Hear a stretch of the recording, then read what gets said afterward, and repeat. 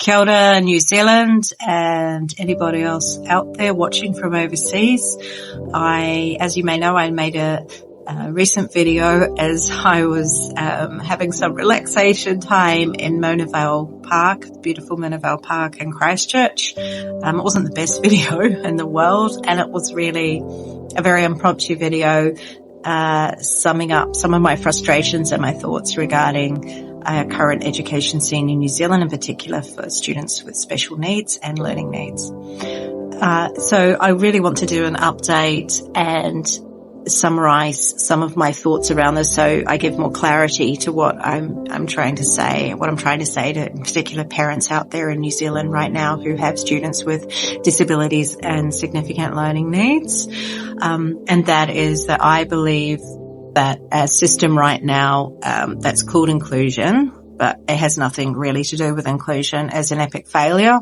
It's failing students. It's also undermining our education system because it's placing significant stress upon schools and teachers in the mainstream classrooms because they do not have the training, but they also don't have the ability to cater to kids like mine who have significant, special needs. So my son has an intellectual disability, and he also has autism and ADHD and some delays.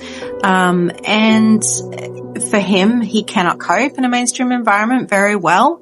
In particular, a lot of our schools in New Zealand are modern learning environments, and they are quite overwhelming for children who have sensory needs, autism and neurodiversity. Okay. So, we in New Zealand, inclusion's not properly funded. So kids like mine, and there's thousands of kids like him across the country who really need a full-time teacher aide within the school, allocated just to them, they don't get it. That's not funded, and schools have to constantly and consistently fight to get ongoing funding to pay for teacher aides for people like my son. And for teacher aides, they want consistent employment. They have bills to pay at home, so they're always worried whether a lot of them are always worried whether they're going to continue to have employment within that school, and schools are very worried because they don't want to offer employment and not be able to maintain that employment. So there is a myriad of questions around how effective the current model of inclusion is. I don't believe it's effective at all, and I believe it needs to be scrapped, and I believe that we need a different system in place, but a practical and pragmatic way for students like my son and the thousands of kids out there who have learning needs, high-level learning needs and disabilities, is that we need to go back to a model whereby we build separate learning hubs and it can be built on mainstream schooling campuses. So a separate building, a separate learning hub that's specially designed and that can fully and adequately facilitate the needs of kids like my son and like the thousands of children out there who have learning needs and disabilities. So an environment that has like a sensory room for kids, that has a breakout room that they can jump about, especially kids with ADHD, but kids in general, they need to jump about, especially those with sensory needs, and that they have a teacher that has actual specialized training to be able to teach children with special needs. If you go overseas to Australia, you will find that teachers of special needs have specialist training. They actually have a qualification at the university level in special needs. And we need teacher aides who have special needs training also, because it is a specific area. And listen to me, New Zealand. If you needed to have maternity care, would you go to a podiatrist? No, you wouldn't. And it's the same with teaching. We need to view education the right way. We need to not see it as a one-size-fits-all model. It's just ludicrous what's happening in New Zealand.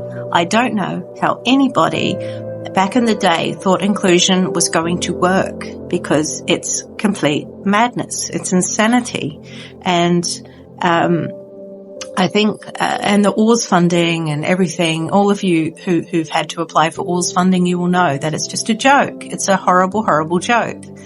There are kids with intellectual disabilities, high-level needs, who cannot cope in the mainstream, and they still don't get Oars funding. It's ridiculous, New Zealand.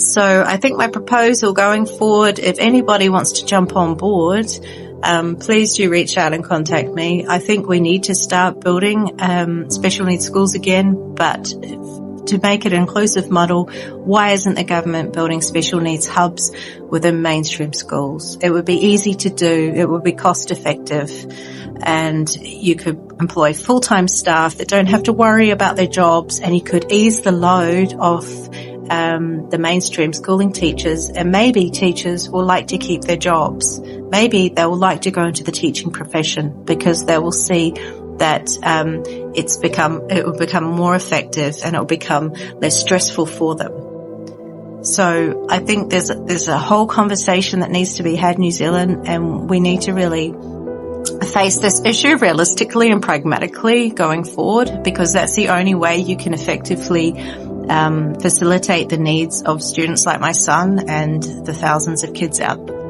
there that have the same learning needs as he does, and their rights as a disabled child should be upheld in this country. Thank you.